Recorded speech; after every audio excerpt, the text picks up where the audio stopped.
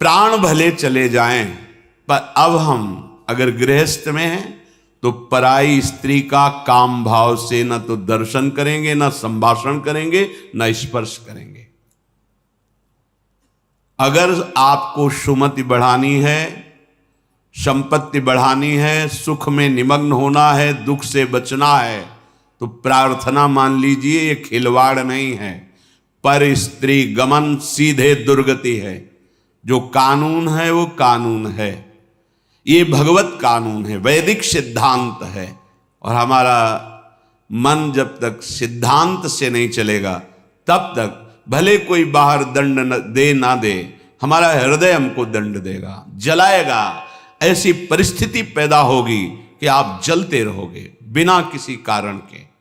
प्रार्थना है ये मन के बहकावे में और ऐसे लोगों का संग जो कि अरे मनोरंजन है, मनोरंजन नहीं, तुम्हारा सर्वनाश है। क्या कमी थी रावण में? महान देववंदित पुलस्त जी का अंश है, पुलस्त जी के अंश से प्रकट हुआ। विश्रवा जी, पुलस्त जी ही ने अपना दूसरा रूप धारण किया। वैसे भी पुत्र को आत्मा ही कहते हैं। ऐसे पावन वंश में परम पवित्र ब्रह्म ऋषि हैं पुलस्त जी, और तपस्या में अद्वितीय है रावण। साक्षात ब्रह्मा जी प्रकट होकर जो तुम्हारी इच्छा हो वरदान मांगो।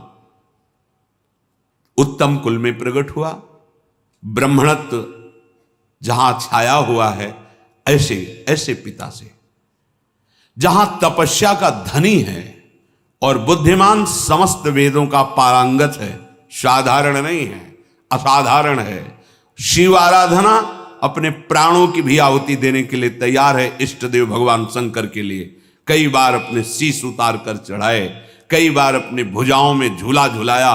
कैलाशपति भगवान शिव को मैं कैलाश सहित बलशाली चलत दशानन डोलत अवनी, जहां पृथ्वी में चरण रखता तो झुक जाती धरती, जिस लोक में जाके भुजा ठोक देता लोकपाल भयभीत हो जाते। क्या वैभव में कमी थी उसके? सोने की लंका थी। पर स्त्री गमन का स्वभाव एक भयानक दोष, पर स्त्री गमन का स्वभाव उसका सर्वनाश कर दिया, सर्वनाश कर दिया। इसी स्वभाव ने, और उसमें जो भी आप ढूंढो सब कुछ मिलेगा उसमें। बहुत ही प्रवीण, बहुत ही बलशाली, प्रताप, सब कुछ अंदर था। एकमात्र दोष, आग लग गई पूरे वैभव में, पूरी उसकी पवित्रता में। और बंदर पैरों से खोपड़ी ऐसे जैसे फुटबॉल ऐसे मारते थे। मंदोदरी रो के कह रही थी, राम विमुख असहाल तुम्हारा। भगवत विमुख होने के कारण ये दोष तुम छोड़ नहीं पाए। हम तुम्हें बार बार पैर पड़ के समझाती रही, और आज तुम्हारी ये दशा है कि तुम्हारे कुल में कोई रोने वाला नहीं। शब्द याद कर लो। ये परस्त्री गमन, ये बहुत बड़ा अपराध है, जिसे आज लोक व्यवहार में एक मनोरंजन माना जाता है। चाहे वो परस्त्री गमन हो या परपुरुष गमन हो। सावधान हो जाओ, तुम्हारे पुण्य क्षीण हो जाएंगे। सावधान हो जाओ, तुम्हारी आयु नष्ट हो जाएगी और तुम्हारी बुद्धि भ्रष्ट हो जाएगी, और तुम अंदर से ऐसे अपराध करोगे कि भयभीत बने रहोगे। देख लेना, ये परिणाम लिख लो। जिनको समझ में आता है अरे तो सब क्या है, तो आगे देख लेना क्या है। अगर कुमति को दबाकर सुमति को बढ़ाना है तो नियम ले लो, चाहे प्राण निकल जाए, पर पराई जिसका हम पाणी ग्रहण किए हैं उसके सिवा किसी और स्त्री के साथ काम संबंध नहीं। अगर ये नियम निर्वाह कर ले गए तो बहुत कुछ जीत जाओगे, क्योंकि सबसे बड़ा शत्रु यही काम है। ये बड़े बड़े ज्ञानियों का भी वैरी है, फिर साधारण पुरुषों की तो बात जाने दो। पर नियम में बड़ी सामर्थ्य है। अगर ऐसा नियम ले लिया जाए तो निर्वाह हो सकता है। नाम जप कर रहे हैं, आप में सामर्थ्य आ जाएगी। प्राणांतेपि, प्राण त्याग सकता हूं, पर नासंगतिम, पर मैं किसी स्त्री का, पराई स्त्री का ऐसा संयोग नहीं कर सकता। विचर्यन स्त्रीणाम न, जो स्त्री आपसे गलत चेष्टा की भावना प्रस्तुत करे, बिल्कुल दूर हो जाओ। वो भगवान की माया से मोहित होकर आपको भ्रष्ट करना चाहती है। या जो पुरुष आपको ऐसा, तो आप कभी ये ना सोच ले कि बहुत सुंदर है हमें सुख मिलेगा। नहीं, आपके सुकृत नष्ट हो जाएंगे। ये घटना देखी हुई कहते हैं। नया ब्याह हुआ था, बड़ी सुंदर जोड़ी, बहुत हष्ट पुष्ट, बड़े जमींदार ब्राह्मण थे।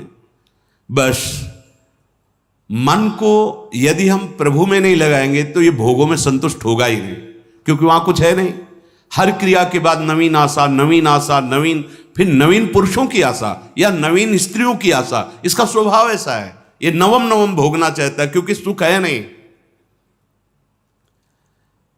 वहां एक उन्होंने नौकर रख लिया, और वो भी पूर्व का, उनके यहां का, जो लड़की पक्ष का था, वहां से मंगा के, शायद उसने शर्त रखी होगी कि वहां से रख लो। अब जैसा भी हो, अब वो वहां रहने लगा। अब उससे एक पुत्री प्रकट हुई,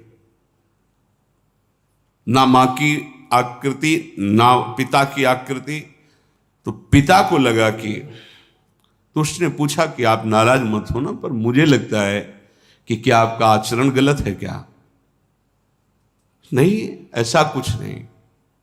पर वो प्रवीणता अपनी बुद्धि से समझ गई कि हमें लगता है ये हमें इस बात में दंड देंगे। जान, चाय में जहर मिला करके उसको दे दिया पति को। अब वो पधार गया तो उनके जो पिता थे, वो पक्का प्रमाण हो गया कि इसी ने दिया है। उसने अपनी सारी संपत्ति आवेश में, क्रोधावेश में, एक क्षत्रिय बलवान जो परिवार था उसके नाम कर दी। ऐसी दुष्टा को बिल्कुल हम अपनी, चाहे भीख मांग के खा लें, अपनी जमींदारी नहीं देंगे। इधर ये हुआ, उधर वो पकड़ गई पुलिस से, बात उसने स्वीकार की, उसको जेल हुआ। बच्चे भीख मांगने लायक, जो छोटे छोटे, पूरा परिवार नष्ट, पति जहर से नष्ट हुआ, वो जेल में, बच्चे ऐसे, पूरी जमींदारी दूसरे के, सर्वनाश। कभी कहीं किसी का मंगल नहीं हो सकता। अगर आपको अभी मौज मस्ती लग रही हो ना, ये तो सुनने को आ रहा है, हमारा तो कुछ नहीं, पुण्य चल रहा है, पुण्य छीण होने दो, जल्दी पुण्य छीण होने दो, फिर तुम देखना जब तुम्हारा हिसाब आएगा तब तुम्हें समझ में आएगा कि शास्त्र में जो लिखा है वो सत्य लिखा है। सब अनुभव करके देख लो। शास्त्र विरुद्ध आचरण तुम्हें भयभीत रखेगा। जिसके सामने नहीं झुकना चाहिए उसके सामने झुकना पड़ेगा तुम्हें, क्या क्या देखना पड़ेगा। इसलिए विश्वास कर लीजिए, भले प्राण चले जाएं, प्राणांतेपि न संगतिम विचरयन। कैसी कैसी नीच बुद्धि आ जाती है, पूरे परिवार का नाश हो गया। कितना मंगलमय जीवन चल सकता है, कितने प्यार से दोनों रह सकते हैं, कितना भजन करके पूरे परिवार का उद्धार किया जा सकता है। अतिथि सेवा, साधु सेवा, गुरुजनों की, माता पिता की सेवा, धर्माचरण, और फिर भागवतिक प्रसन्नता के लिए संतानोत्पत्ति आदि। बड़ा मंगलमय गृहस्थ धर्म है।